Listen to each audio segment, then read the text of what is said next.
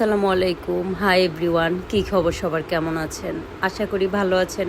আমি আলহামদুলিল্লাহ অনেক ভালো আছি।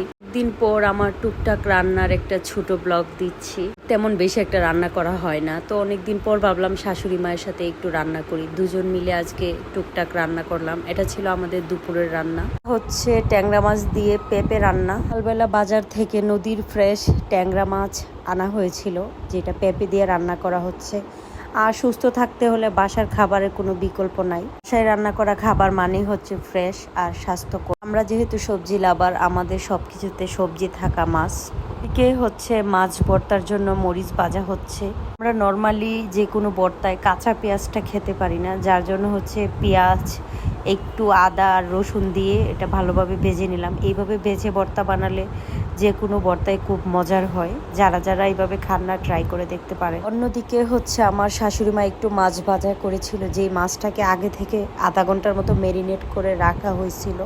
দেন হচ্ছে এটাকে তেলে ভাজলো।